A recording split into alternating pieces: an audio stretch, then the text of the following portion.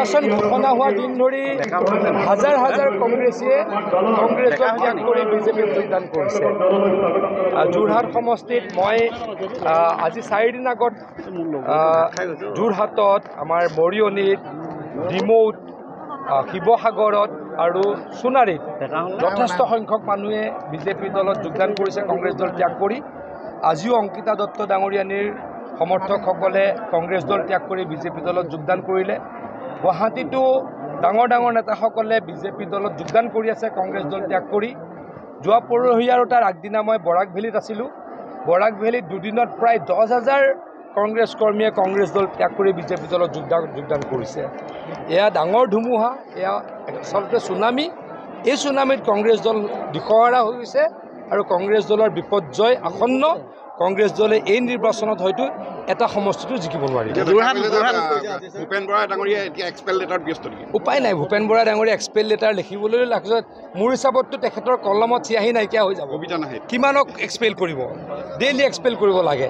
আৰু এক্সপেল কৰে একচুৱেলি লাভো নাথাকে। যি ৰিজাইন দিয়ে তেওঁলোকক এক্সপেল কৰে, সেইটো কিবা ভেলু আছে নেকি? এজন মানুহে ৰিজাইন দি দিয়ে, ৰিজাইন দিয়াৰ পাছত এক্সপেল কৰে, সেই এক্সপেলৰ কোনো ভেলু নাথাকে। গতিকে মই ভূপেন বৰা ডাঙৰীয়াক কওঁ, আপুনি এইবিলাক বাদ দিয়ক। আপুনি জিকিব নোৱাৰে। আপুনি যিখিনি পাৰে ক'ৰবাত যদি ব্যৱধান যদি অলপ কম কমাব পাৰে তাৰ কাৰণে চেষ্টা কৰক। জিকিবতো এটাও নোৱাৰে।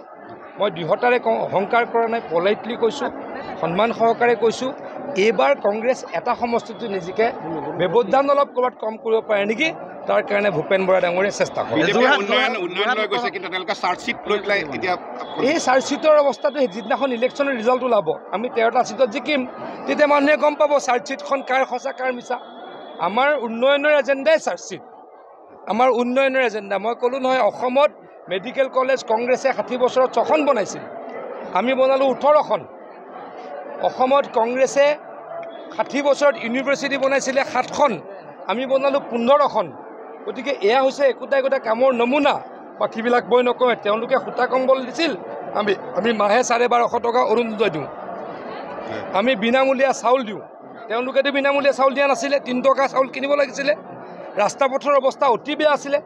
কংগ্ৰেছৰ দিনত অসমত ব্ৰহ্মপুত্ৰত 4খন ব্ৰিজ আছিল 60 বছৰত, আমি 7খন ব্ৰিজ প্ৰায় কমপ্লিট কৰিলোঁ, আৰু 3-4খন ব্ৰিজ ব্ৰহ্মপুত্ৰত আৰম্ভ হ'ব। গতিকে তেওঁলোকৰ নমুনা হ'ল মানুহক ঠগোৱাৰ নমুনা, আমাৰ নমুনা হ'ল কাম কৰাৰ নমুনা, উন্নয়নৰ নমুনা। উন্নয়নৰ কাৰণে আমি ভোট বিচাৰোঁ। যোৰহাট লোকসভা সমষ্টিত আপুনি সঘনাই প্ৰচাৰ চলাই আছে, কি দেখিছে? কিমান ভোটত? 2 পৰা 2.5 লাখ ভোটত তপন গগৈ ডাঙৰীয়া জিকিব। 2 পৰা 2.5 লাখ ভোটত জিকিব। আৰু এই যোগদানবিলাকে কিমান বিৰোধী? আজি ইয়াতে প্ৰায় 1500মান ব্যক্তিয়ে যোগদান কৰিছে আৰু কৰিব। আজি যিহেতু ততাতৈয়াকৈ কৰিব লগা হ'ল, মই সময় অলপ আমি কম দিব পৰাৰ কাৰণে ততাতৈয়াকৈ কৰিব লগা হ'ল। প্ৰায় 1500 ব্যক্তিয়ে যোগদান কৰিছে। মই ভাবোঁ অংকিতা দত্ত ডাঙৰীয়ানীৰ আৰু সমৰ্থক আছে, তেখেতসকলে অতি সোনকালে কংগ্ৰেছ দল ত্যাগ কৰি বিজেপি দলত যোগদান কৰিব।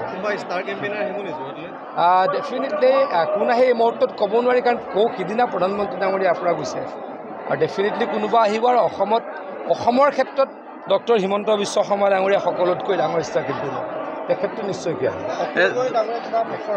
মোৰ মতেতো নহয়, তেখেতৰ সমষ্টিতে আমি হয়তো এইবাৰ আপোনালোকৰ আশীৰ্বাদত লিড কৰিম। অখিল গগৈ ডাঙৰীয়াৰ সমষ্টিত আমি লিড কৰিম। গতিকে তেখেত বহু কিবা ফেক্টৰ হ'ব পাৰে বুলি মই নাভাবোঁ। আৰু এটা কথা মোৰ লাগিছেও, অখিল গগৈ ডাঙৰীয়া ভালকৈ লাগাও নাই। অখিল গগৈ ডাঙৰীয়া লেংমাৰা ৰাজনীতিত লাগি গৈছে। এগৰাকী লুৰিণজ্যোতি গগৈ আৰু এফালে গৌৰৱ গগৈ, 2 গগৈ অখিল গগৈ ডাঙৰীয়া লেংমাৰা ৰাজনীতিত লাগি গৈছে। গতিকে এইকেইদিনটো অখিল গগৈ ডাঙৰীয়া শিৱসাগৰ ৰাইজে কোনো দেখাই নাই। গতিকে তেওঁৰ কিবা বিশেষ প্ৰভাৱ পেলাব পাৰিব বুলি মই নাভাবোঁ।